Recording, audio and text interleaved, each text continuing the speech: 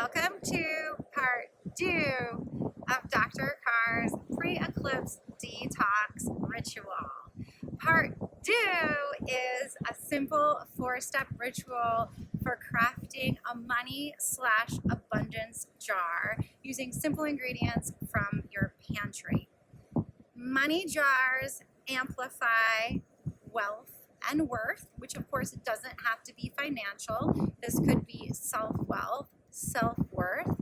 Eclipses pivot, catalyze, transform, and also amplify. So working with a money jar on this eclipse is particularly potent magic. I advise getting the ritual started before the eclipse. So today's Saturday or Sunday, but starting it on the eclipse itself is okay too. All right, step number 1 is my pre-eclipse detox writing ritual. So if you haven't done that already, hit pause on this video, go do that, and then come back. Step 1 of any spoiler ritual is always setting your intention, and that 15-minute writing detox is designed to do exactly that, to help you clarify what in the last 6 months of your life you want to keep, grow, and evolve, what in the last 6 months of your life you want to let go of and release. So once you've done that, come back. You'll have a starred list of everything that you want to keep, everything that you want to release.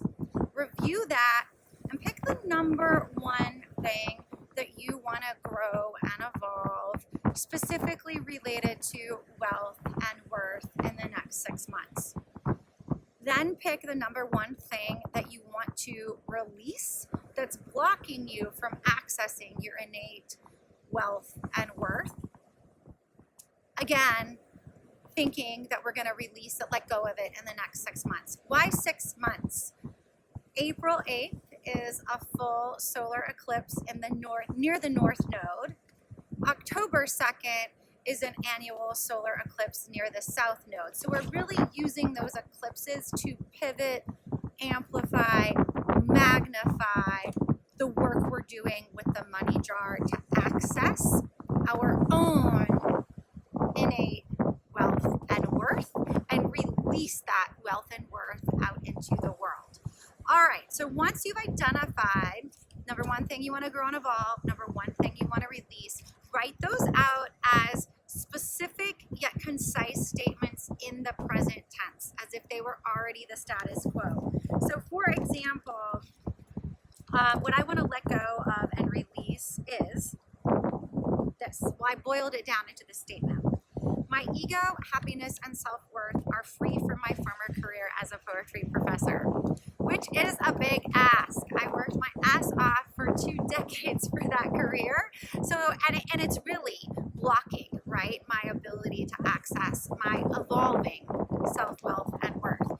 So that's why I want to use the eclipses and the money jar to really supercharge that intention and flush that out of my system. So once I've got that statement, I'm going to transform it into a sigil, which is a kind of magical code that only you can translate.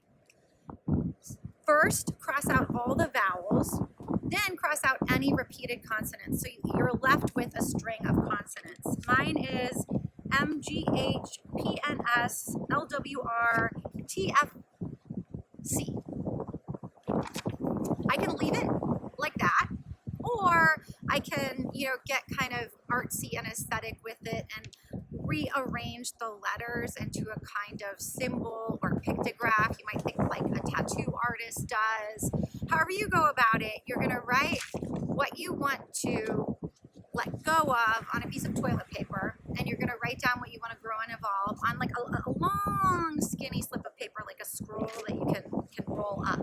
All right, that's step number 1. Step 2, gather your magical ingredients. This is like a treasure hunt. When we gather ingredients, we are in the ritual, we are in the spell, the magic is happening. So think intentionally about how you want to source those ingredients.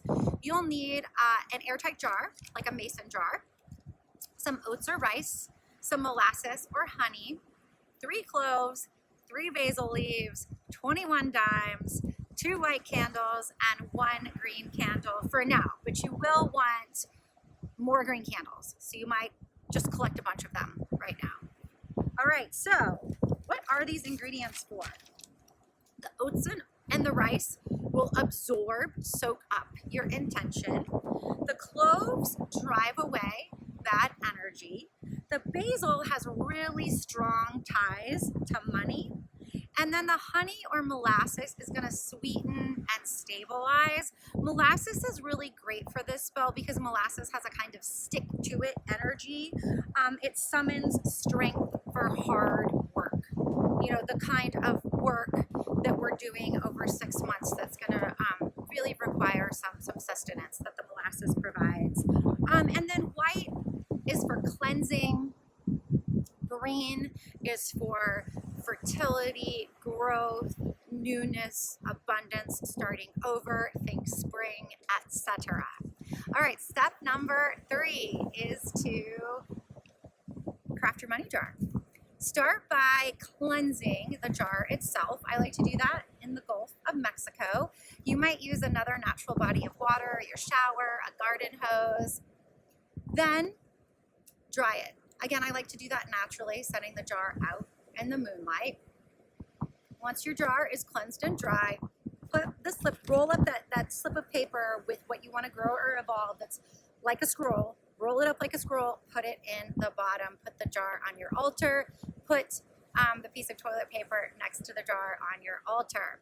Over a 3-day period, you'll be layering magical ingredients like lasagna on top of that scroll of paper. So on the first day, a layer of oats or rice, 7 dimes, 1 clove, 1 basil leaf, and then honey or molasses on top. Light a white candle on the lid of the mason jar, and as the candle burns, really focus on amplify your intention. Repeat on day 2. Day 3, get out the green candle. This time seal the mason jar, put the lid on top, light the green candle on top so the wax starts to spill over the lid and seal the jar. Once you've lit the green candle, take that piece of toilet paper and flush it down the toilet. Literally releasing what's no longer serving you, what's blocking you from accessing your innate wealth and worth. Releasing that into the sewer system. All right, the magic is catalyzed. It's out in the world. The final step is to work with that money jar over the next 6 months. Money jars get stronger over time, so again, this is a great spell, a ritual to cast between the eclipses. You can reactivate your money jar by lighting more green candles on top. You know, I like to just have like a beautiful, messy river of wax over my jar by the time I'm ready to release it into the world. On October 2nd, the next solar eclipse, offer that energy back into the world by leaving the money jar ideally at a bank, but another crossroads will also do. That's it, y'all. It's that simple. So I'm gonna check my notes and make sure there's not some, I didn't forget anything because it seems so simple, but yep, that's it. 4 simple steps to supercharge areas of your life where you wanna grow wealth and abundance, and to release anything that's blocking you from accessing your innate wealth and abundance. Thanks for joining me. Please tune back in.